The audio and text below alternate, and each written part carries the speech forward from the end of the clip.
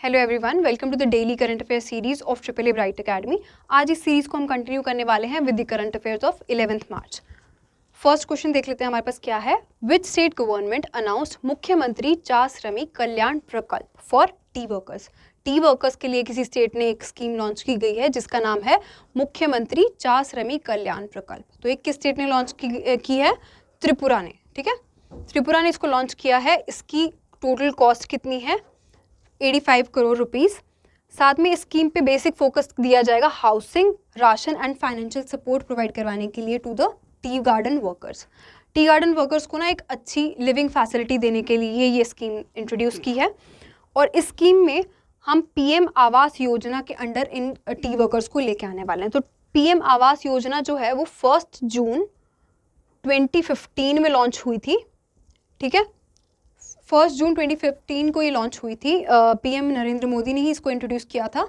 इसका मेन जो टारगेट है वो है अर्बन पुअर को अफोर्डेबल हाउसिंग प्रोवाइड करवाना। ठीक है, तो जब त्रिपुरा का है ये क्वेश्चन, तो त्रिपुरा के सीएम देख लेते हैं हम। बिप्लब कुमार देव इसके सीएम हैं। गवर्नर है सत्यदेव नारायण आर्य। ठीक है, नेक्स्ट क्वेश्चन की तरफ चलते हैं। Which state government presented a child budget as part of its annual financial plan. कौन सी स्टेट गवर्नमेंट ने चाइल्ड बजट इंट्रोड्यूस किया है as its annual financial plan?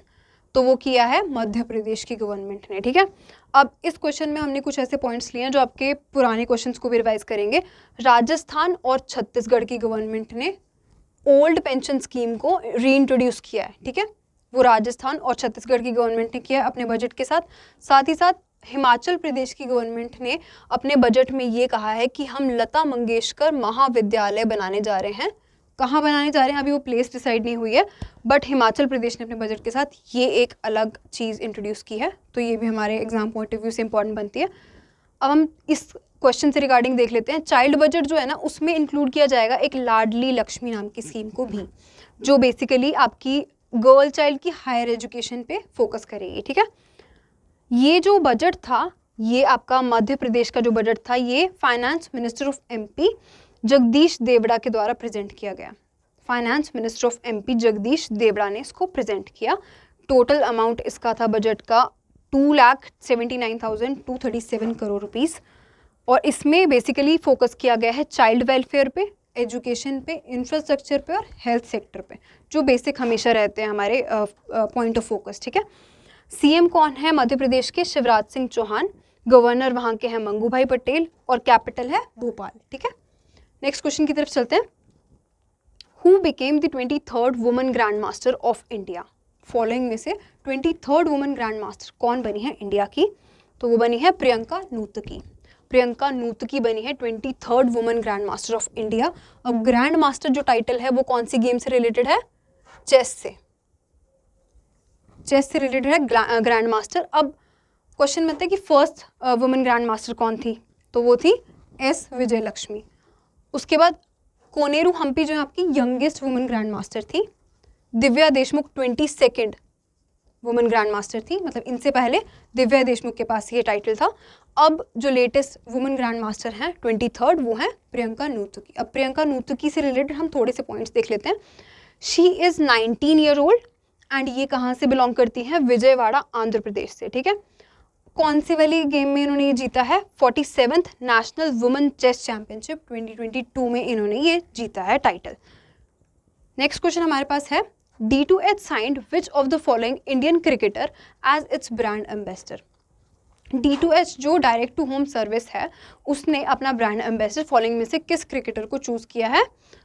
Rishabh Pant को चूज़ किया है इन्होंने। अब ऋषभ पंत जो है वो रिसेंटली भी न्यूज़ में थे, क्योंकि इनको और भी किसी जगह का जो ब्रांड एम्बेसडर है वो अनाउंस किया था, तो इनको उत्तराखंड का ब्रांड एम्बेसडर भी अनाउंस किया गया था पुष्कर सिंह धामी, जो वहाँ के अभी तक सीएम थे, उनके द्वारा। अब वो जो इलेक्शन के आपके रिजल्ट आए हैं उसमें हार गए हैं, तो अब जो वहाँ के न्यू सीएम होंगे उसको भी हम डिस्कस करेंगे जब भी अनाउंस करेंगे, बट उत्तराखंड का इनको ब्रांड एम्बेसडर बनाया गया था।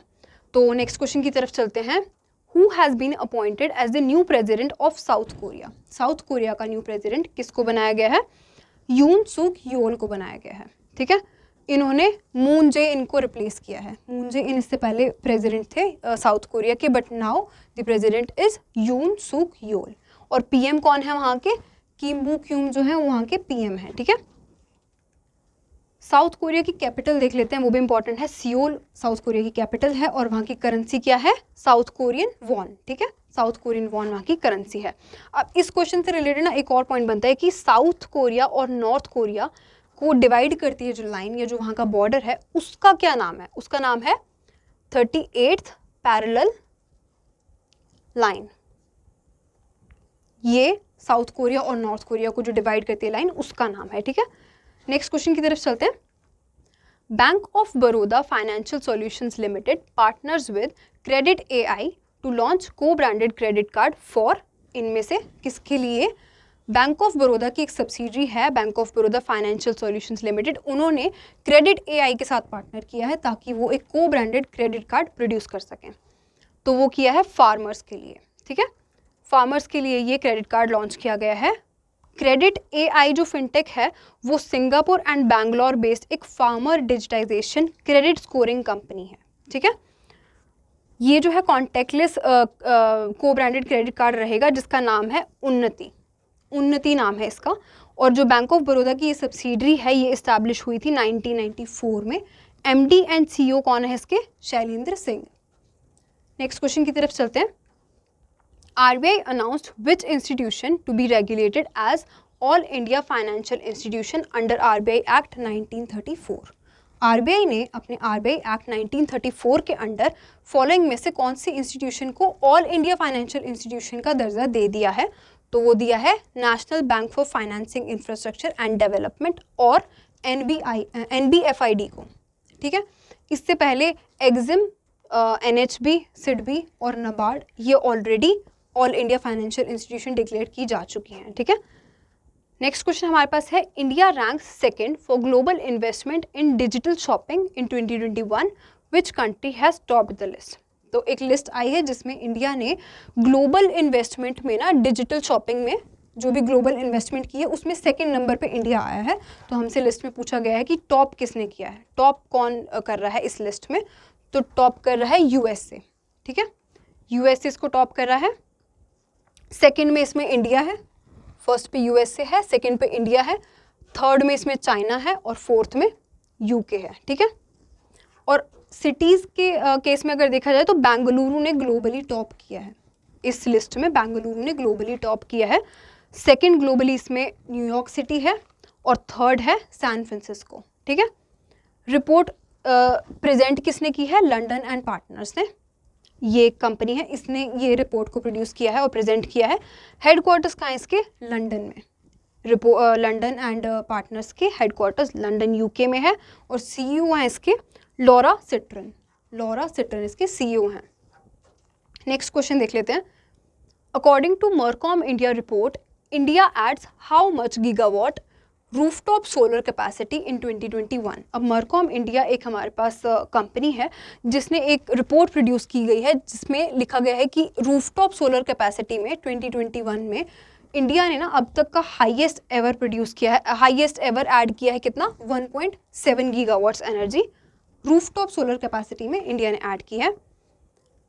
तो ये highest ever in a year है और इसमें स्टेट वाइज देखा जाए तो गुजरात ने टॉप किया है, ठीक है। गुजरात ने टॉप किया है, उसका शेयर है 27%। उसके बाद इसमें महाराष्ट्र है, उसके बाद इसमें राजस्थान है। टॉप 3 जो स्टेट्स हैं जिन्होंने इस लिस्ट में या highest ever in a year को कंट्रीब्यूट किया है वो हैं गुजरात, फिर महाराष्ट्र, फिर राजस्थान, ठीक है।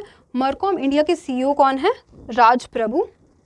और हेडक्वार्टर्स कहाँ है इसके? बेंगलुरु, कर्नाटका में। नेक्स्ट और last, according to the Swedish-based VDEM Institute report titled Democracy Report 2022 Autocratization Changing Nature, ये नाम है रिपोर्ट का। इसके अकॉर्डिंग इंडिया की रैंक क्या है? तो इसमें इंडिया की रैंक है 93rd, ठीक है। 93rd रैंक है इसमें इंडिया की। इस इंडेक्स के अकॉर्डिंग टॉप किसने किया है? स्वीडन ने। स्वीडन ने टॉप किया है। इसमें टोटल जो कंट्रीज़ थी जिन्होंने पार्टिसिपेट किया था वो 179 कंट्रीज़ थी। और अगर हम टॉप 5 कंट्रीज़ की बात करें जिन्होंने इस इंडेक्स में टॉप किया है वो हैं स्वीडन, उसके बाद डेनमार्क सेकंड पोजीशन पे है, नॉर्वे थर्ड पे है, फोर्थ पे कोस्टा रिका है और फिफ्थ पे है न्यूजीलैंड, ठीक है। अब हम क्वेश्चंस इतने ही थे हमारे पास। आज हम कुछ ना पॉइंटर्स, क्विक पॉइंटर्स भी डिस्कस करेंगे जो आपके एग्जाम्स में बहुत इंपॉर्टेंट रहते हैं। जैसे ये हम एक बुक के बारे में बात करने वाले, बुक्स एंड ऑथर्स के भी बहुत क्वेश्चन पूछे जाते हैं। तो फर्स्ट हमारे पास पॉइंटर है कि the blue book a writers journal authored bye Amitabh Kumar published by Harper Collins India. एक बुक जिसका नाम है the blue book a writers journal, किसने ऑथर की है? अमिताभ कुमार ने, और इसके पब्लिशर कौन है? Harper Collins India. ऐसे क्वेश्चंस आते हैं, आपको बुक का नाम दे दिया जाता है और साथ में उसका ऑथर पूछ लिया जाता है, तो ये हम याद रखेंगे, बुक का नाम भी और ऑथर का नाम भी। सेकंड हमारे पास न्यूज़ है 45th international Kolkata book fair inaugurated by West Bengal CM Mamata Banerjee. 12 books penned by Mamata Banerjee were published during the event. 45th international Kolkata book fair अभी हुआ था, जिसको इनॉग्रेट किसने किया था? ममता बनर्जी ने, जो वहाँ की सीएम है वेस्ट बंगाल की। उसमें ममता बनर्जी द्वारा पेंड की गई या ममता बनर्जी द्वारा लिखी गई 12 बुक्स भी पब्लिश हुई थी, ठीक है। ये हमारा सेकंड न्यूज़ है। थर्ड हमारे पास है a biography titled Soli Sorabjee life and times authored by Abhinav Chandrachud published. Soli Sorabjee कौन है? हमारे फॉर्मर अटॉर्नी जनरल रह चुके हैं ये 2 टाइम्स, ठीक है। तो इनकी लाइफ पे बेस्ड ये एक बुक है, एक बायोग्राफी है जो कि अभिनव चंद्रचूड़ द्वारा लिखी गई है, तो ये भी पब्लिश हुई है अभी रिसेंटली। ऐसे क्वेश्चंस भी आपके लिस्ट में आते हैं। देखिए अब अगर इस ये वाला जो आपका हमने नया इनिशिएटिव लिया है कि पॉइंटर्स, क्विक पॉइंटर्स भी हम इसमें थोड़े बहुत डिफाइन करेंगे, ये आपको कैसे लगा ये भी आप कमेंट में बता सकते हैं। और साथ के साथ अगर इनमें से किसी भी क्वेश्चन में आपको कोई भी डाउट लग रहा है तो वो भी आप कमेंट सेक्शन में हमें पूछ सकते हैं, हम आपको वहाँ पर रिप्लाई ज़रूर करेंगे। Thank you so much.